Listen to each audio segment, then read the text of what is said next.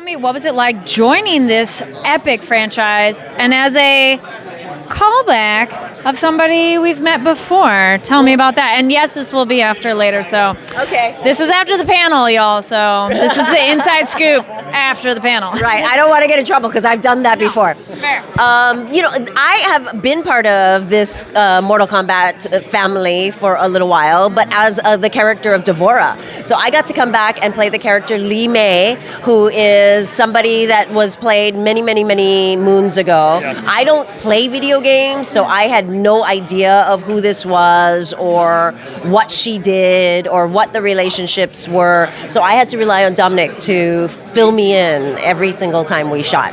Yeah. Or recorded. That's almost like a new approach because you get to come back as a new character. As you said, you had another character. Yes. And then for the story approach, there's been many versions and many iterations, but this is a reboot. So how are we keeping this fresh but still honoring what already exists? Well, I mean, we're not.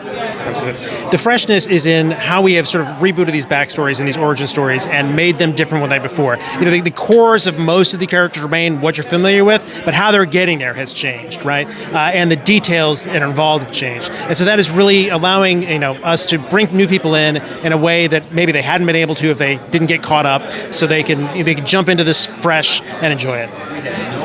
I heard your recording process was a bit unique of how you did this. Tell me about that, and then how physical do you get in the booth? Because you get to play an action character. Yeah, well, so we started recording this during the pandemic when everybody was still on lockdown. And a lot of us actors didn't have all that equipment. It shut down so quickly, we weren't able to build booths in our homes. So we would have to get these plastic bins of equipment, messengered to us. There would be like directions, and we'd put them together, and hopefully we did it right. Oftentimes we didn't. So when we started, everybody was like in their closet and trying to find like the deadest space possible, and recording off of this equipment that was just sort of sent to us. And for me, it was at a desk where I was able to sort of pad the inside of my desk and put like a fabric on top to kill some of the noise. And then all I would have was like this big velvet curtain in back of me, and I would have to come up for air every once in a while because there was like no oxygen left in there.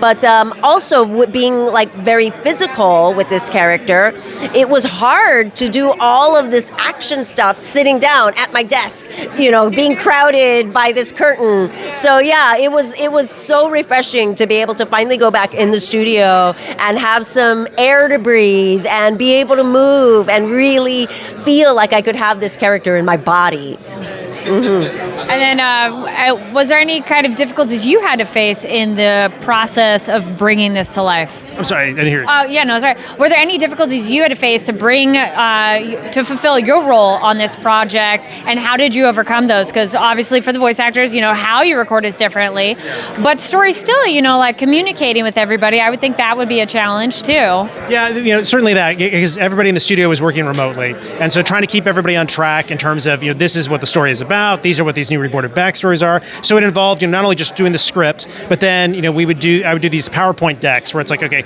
this is Li Mei, this is her new backstory, this is kind of what she's going to look like. This is before the concept art is done. It's providing that guidepost.